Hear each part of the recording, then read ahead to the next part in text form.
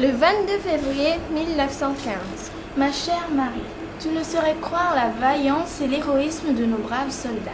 Hier à 14 heures devait avoir lieu, par 3 sections de mon régiment, l'attaque d'une tranchée allemande, pourvue de défenses fantastiques, d'une largeur d'une dizaine de mètres, sillonnée en tous sens comme une toile d'araignée de fils de fer barbelés. À 14 heures, donc, devait avoir lieu une canonnade intense de la tranchée allemande par notre artillerie. À 14h30, fusée, fin des canons. Assaut à la baïonnette, victoire. Comme tu le vois, c'est très simple sur le papier, mais hélas, combien différent dans la réalité. Donc, à 14h, les canons tout tremblent. À 14h30, le commandant de l'attaque lance une fusée signal pour faire cesser le feu de l'artillerie et permettre aux poilus d'avancer. Mets-toi un instant à la place des officiers et des hommes qui vont partir. Jusqu'à 14h, les hommes dorment tranquilles, couchés sur le ventre, harassés qu'ils sont par plusieurs nuits de travail. Ils ne se doutent de rien. Les officiers osent à peine déranger ces soldats qui sont si fatigués. À quoi servira cette attaque ? Nous ne pourrons jamais arriver au but. Les fils de fer barbelés nous en empêcheront et par la suite, nous sommes tous destinés à nous faire tuer sur place. Mais que faire ? L'ordre d'attaque est arrivé, il faut marcher.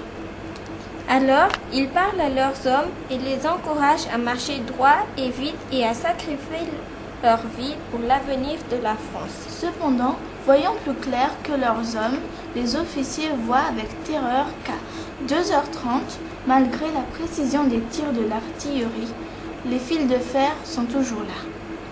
Mais le signal est lancé par le commandant d'attaque. Il faut se lever, y aller en avant à l'assaut, baïonnette au canon. Il chante la Marseillaise. C'est sublime de voir cet enthousiasme chez des hommes qui savent qu'ils vont tomber volontairement parce que c'est l'ordre. Dans les pièges qu'ils connaissent et où ils ont laissé tant d'amis. Chacun des 3 lieutenants tombe frappé mortellement à la tête.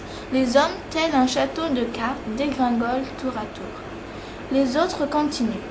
Quelques-uns arrivent jusqu'au fil de fer, ils ne peuvent pas passer. Leur sergent tombe, un autre aussi. Que faire ? Avancer ? Impossible. Reculer ? Impossible. Les Allemands, à l'abri de leurs tranchées, visent et tuent chacune de nos cibles vivantes. Il a fallu attendre la nuit pour chercher les blessés, au nombre de 44. Ils sont admirables. Ils ne se plaignent pas de l'utilité cette attaque au cours de laquelle ils ont été si affreusement mutilés.